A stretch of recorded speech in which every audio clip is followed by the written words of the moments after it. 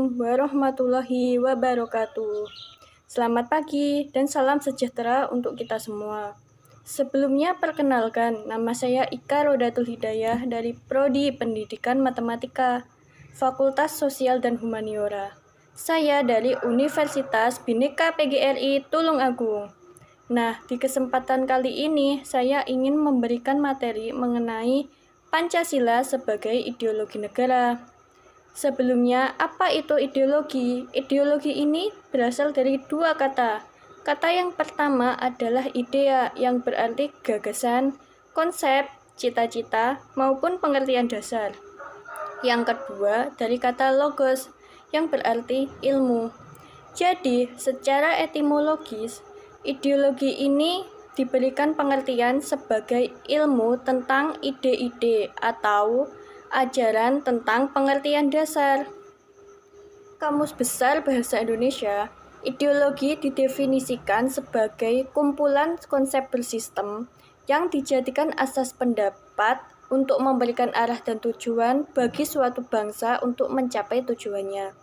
Jadi, pengertian ideologi secara umum adalah ideologi sendiri merupakan suatu prinsip dasar yang dijadikan landasan dan juga pandangan hidup bagi suatu bangsa maupun negara untuk mencapai dan juga menjalankan kegiatan bermasyarakat, berbangsa, dan bernegara, serta untuk mewujudkan cita-cita nasionalnya. Jadi, suatu ideologi ini bersumber dari komponen budaya, nilai-nilai luhur, dan juga kepribadian yang sudah ada dalam diri bangsa. Bisa dikatakan ideologi ini merupakan cermin pribadi suatu bangsa, karena dengan diambilnya sumber nilai yang terkandung dalam pribadi luhur suatu bangsa dapat membuat pelaku dari ideologi atau warga negara ini lebih mudah untuk menjalankan, menjaga, dan juga memahami, karena mereka sudah akrab, sudah mengenal, dan tidak asing lagi dengan nilai-nilai yang terkandung di dalam suatu ideologi.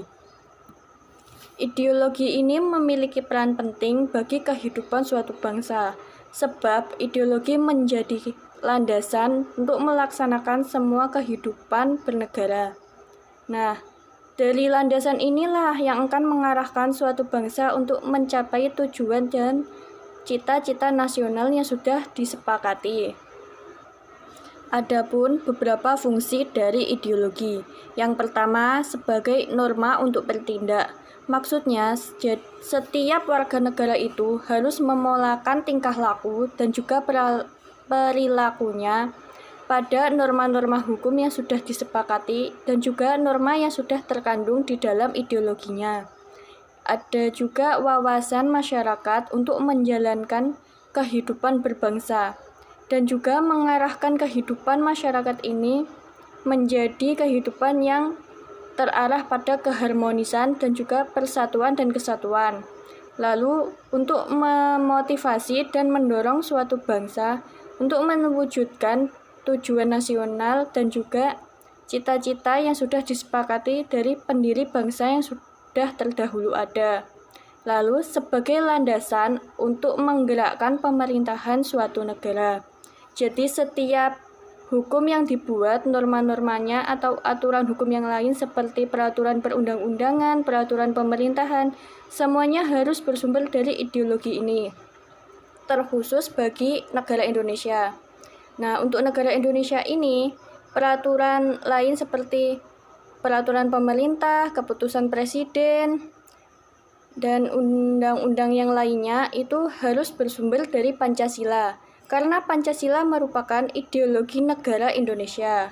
Di dunia ini ada beberapa jenis golongan atau ideologi besar. Yang pertama ada Marxisme-Leninisme. Pada paham Marxisme ini dicetuskan oleh Karl Marx, di mana bersangat berkaitan erat dengan komunis, yaitu suatu paham yang tidak percaya akan adanya Tuhan. Warga negaranya cenderung bersikap ateis, serta lebih mendahulukan kepentingan kelompok di atas kepentingan pribadi atau golongan atau kepentingan sendiri. Nah, pada Ideologi Marxisme ini ada suatu prinsip yaitu sama rasa sama rata. Maksudnya semua warga negara itu mendapatkan kelas yang sama. Tidak ada golongan kelas tinggi maupun kelas bawah. Pada golongan pengusaha dan juga golongan buruh ini mendapat perlakuan yang sama dan juga keadilan yang sama. Jadi semuanya harus dibagi rata. Jika semuanya merasakan kesenangan, maka dari golongan buruh maupun pengusaha juga merasakannya. Jika salah satu dari golongan merasakan penderitaan, maka semuanya pun juga akan merasa menderita. Inilah mengapa ada prinsip sama rata dan sama rasa pada golongan atau ideologi Marxisme komunisme. Yang kedua ada ideologi liberalisme, di mana pada ideologi liberalisme ini lebih mementingkan kebebasan individu. Artinya kepentingan pribadi atau kepentingan dari individual ini harus dinomorsatukan di atas kepentingan golongan atau kelompok. Yang ketiga ada ideologi sosialisme, di mana suatu paham yang lebih mengutamakan kepentingan masyarakat dan negara wajib untuk menyejahterakan rakyatnya. Lalu ada ideologi kapitalisme, yaitu suatu paham yang memberikan kebebasan individu untuk menguasai sistem perekonomian dengan modal atau kemampuan yang ia miliki. Nah, pada ideologi kapitalisme ini, masyarakat atau warganya itu cenderung berpola hidup yang konsumtif karena saling berlomba-lomba untuk menguasai sistem perekonomian. Sebagai ideologi negara ini, Pancasila memiliki tantangan atau menghadapi tantangan dari berbagai ideologi dunia dalam kebudayaan global. Nah, unsur-unsur yang mempengaruhi ideologi Pancasila sebagai ideologi negara adalah yang pertama ada unsur ateisme. Dalam ideologi Marxisme atau komunisme ini, sangat bertentangan dengan sila 1 Pancasila, yaitu ketuhanan yang Maha Esa, di mana pada Marxisme komunisme ini semua warganya itu harus tidak percaya pada Tuhan. Sedangkan pada sila ke-1 yaitu ketuhanan yang Maha Esa, di negeri Indonesia ini harus warganya itu harus memiliki agama dan tidak boleh bersikap ateis. Nah, inilah yang memberikan tantangan bagi ideologi Pancasila. Yang kedua ada unsur individualisme dalam ideologi liberalis. Tidak sesuai dengan prinsip nilai gotong royong dalam sila keadilan bagi seluruh rakyat Indonesia. Yang ketiga ada unsur kapitalisme yang memberikan kebebasan individu untuk menguasai sistem perekonomian negara tidak sesuai dengan prinsip ekonomi kerakyatan yang sudah diterapkan pada ideologi Pancasila. Akibat dari kapitalisme itu, warga negaranya kan cenderung bersikap konsumtif. Sedangkan warga negara Indonesia itu dituntut untuk bersifat hidup sederhana dan juga mengutamakan keadilan. Selain menghadapi tantangan dari berbagai ideologi besar di dunia dalam kebudayaan global, kedudukan Pancasila sebagai ideologi negara juga menghadapi tantangan dari sikap dan perilaku menyimpang warga negaranya. Ada dua ancaman yaitu terorisme dan penyalahgunaan narkoba. Nah, untuk unsur ancaman dari terorisme ini adalah rasa takut dan cemas yang ditimbulkan oleh peneror ini membuat warga negara asing atau investor asing ini tidak berani menanamkan modal di negeri kita. Bahkan wisatawan asing pun juga tidak berani mengunjungi tempat wisata yang sudah disediakan di dalam negeri kita ini. Akibatnya, perekonomian dari bangsa Indonesia ini dapat terhambat. Bahkan dapat terjadi krisis yang mengakibatkan juga pada kesejahteraan rakyat yang dapat menurun. Lalu masyarakat pada negara Indonesia sendiri yakni warga negaranya pun akan merasa was-was akibat takut akan adanya bom bunuh diri yang akan diberikan dari si peneror atau terorisme ini. Nah, aksi terorisme ini dengan ideologinya menebarkan ancaman terhadap kesatuan bangsa, sehingga mengancam desintegrasi bangsa Indonesia. Yang kedua, ada ancaman penyalahgunaan narkoba. Yang paling besar ancaman ini adalah pada generasi penerus bangsa. Mereka akan mempunyai moral yang buruk akibat mengkonsumsi narkoba dan juga dapat merusak masa depan sehingga berimplikasi terhadap keberlangsungan hidup bernegara, di mana generasi penerus bangsa ini memiliki tujuan untuk memajukan suatu negara dan juga bangsanya di kancah internasional. Jika generasi penerus bangsa saja rusak, siapa yang akan memajukan dan menyejahterakan rakyat di masa yang akan datang? Tidak ada kan? Makanya sebagai generasi penerus bangsa itu, kita harus menjauhi yang namanya penyalahgunaan narkoba.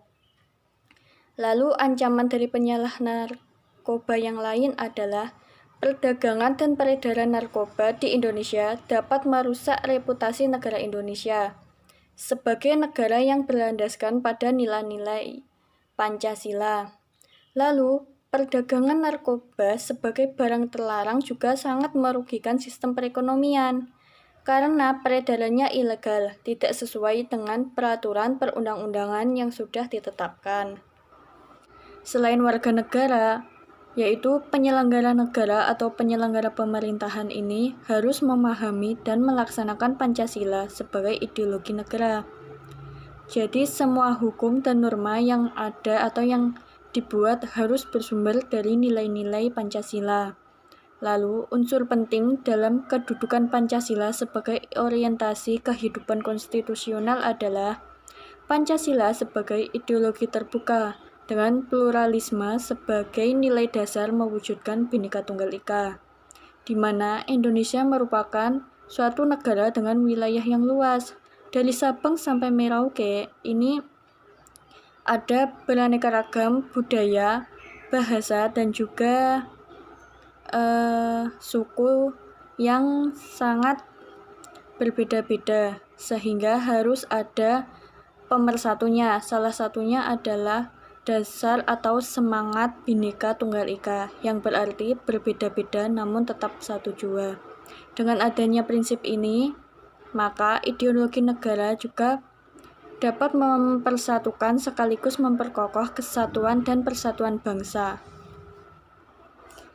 Digali dari sumber historisnya, ideologi Pancasila ini mengalami berbagai tantangan dan juga pasang surut dalam setiap pemerintahan yang ada di Indonesia. Nah, yang pertama, Pancasila sebagai ideologi dalam masa pemerintahan Presiden Soekarno, di mana Pancasila ditegaskan sebagai pemersatu bangsa. Akibat dari politik adu domba yang dilancarkan atau diberikan dari zaman penjajahan Belanda dan juga penjajahan Jepang dulu, mengakibatkan persatuan dan kesatuan antar bangsa ini retak. Oleh karenanya, pada masa pemerintahan Presiden Soekarno ini, ideologi Pancasila dijadikan sebagai pemersatu bangsa untuk memperkokoh kesatuan dan juga persatuan bangsa Indonesia. Yang kedua, Pancasila sebagai ideologi dalam masa pemerintahan Soeharto. Nah, pada masa pemerintahan Presiden Soeharto ini, Pancasila dijadikan sebagai asas tunggal bagi organisasi politik dan juga organisasi masyarakat, sehingga penerapan ideologi ini cenderung pada kekuasaan yang bersifat otoriter. Lalu, pada Pancasila sebagai ideologi dalam masa pemerintahan Presiden Habibie. Nah, pada masa pemerintahan Presiden Habibie ini, resonansi Pancasila kurang bergema karena pemerintahannya hanya terfokus pada masalah politik yang dialami oleh negara Indonesia waktu itu. Lalu ada Pancasila sebagai ideologi dalam masa pemerintahan Presiden Abdurrahman Wahid, di mana perhatian terhadap ideologi Pancasila cenderung melemah. karena hanya difokuskan pada masalah kebebasan pendapat saja. Lalu, Pancasila sebagai ideologi dalam masa pemerintahan Presiden Megawati, di mana pada masa pemerintahan ini perhatian terhadap ideologi Pancasila cenderung sangat melemah, karena difokuskan atau ideologi Pancasila ini kehilangan formalitas akibat disahkannya undang-undang yang tidak mencantumkan pendidikan Pancasila sebagai mata pelajaran wajib di tingkat sekolah, baik itu sekolah dasar sampai perguruan tinggi. Lalu ada Pancasila sebagai ideologi dalam masa pemerintahan Presiden Susilo Bambang Yudhoyono. Pada masa pemerintahan Presiden Susilo Bambang Yudhoyono ini, perhatian terhadap ideologi Pancasila juga masih melemah, karena hanya terfokus pada pertarungan politik untuk memperebutkan kekuasaan dengan meraih suara terbanyak dalam ajang pemilihan umum. Ada pula aktualisasi 5 sila Pancasila dalam kehidupan masyarakat sebagai ideologi negara. Yang pertama ada sila 1, yaitu ketuhanan yang Maha Esa. Nah, pada sila 1 ini dapat ditemukan dalam kehidupan beragama masyarakat Indonesia dalam berbagai bentuk kepercayaan dan keyakinan terhadap kekuatan gaib. Lalu ada juga pada sila 1 ini menjamin tidak adanya diskriminasi antar agama. Negara juga menjamin kebebasan beragama. Nah, jadi dari sila 1 ini keputusan dari negara adalah mewajibkan semua warganya untuk beragama, tidak boleh ada yang tidak beragama atau bersikap ateis, dan juga tidak ada diskriminasi antar agama. Yang kedua adalah sila kedua dari Pancasila, yaitu kemanusiaan yang adil dan beradab. Nah, pada sila kedua ini dapat ditemukan dalam hal saling menghargai dan menghormati hak-hak orang lain, tidak bersikap sewenang-wenang. Lalu diwujudkan juga penghargaan terhadap pelaksanaan HAM di Indonesia, dan juga setiap warganya harus bersikap saling tenggang rasa.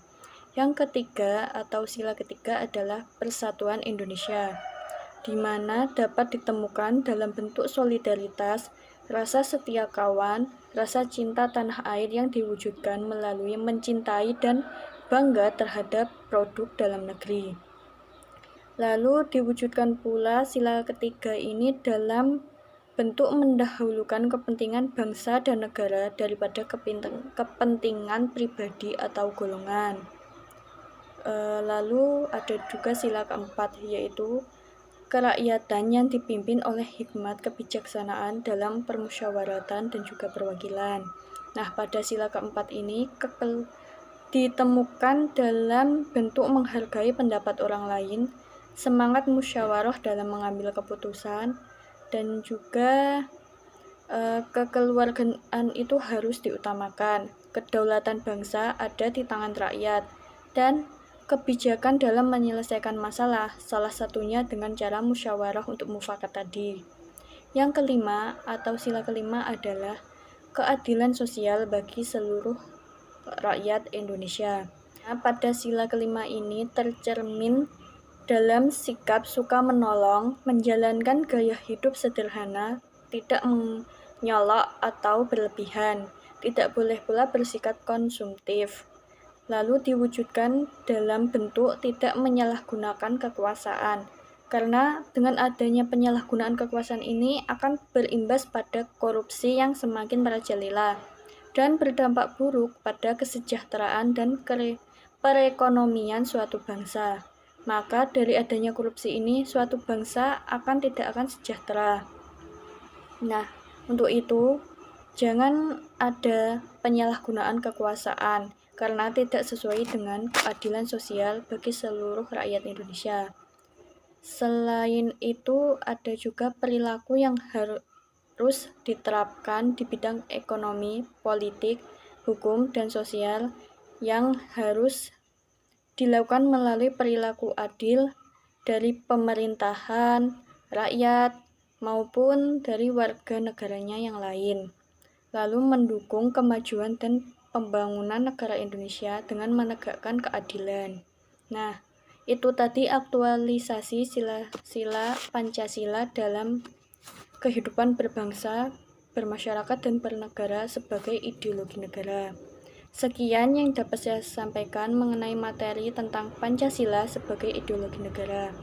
Jika ada kurang lebihnya, saya mohon maaf. Wassalamualaikum warahmatullahi wabarakatuh.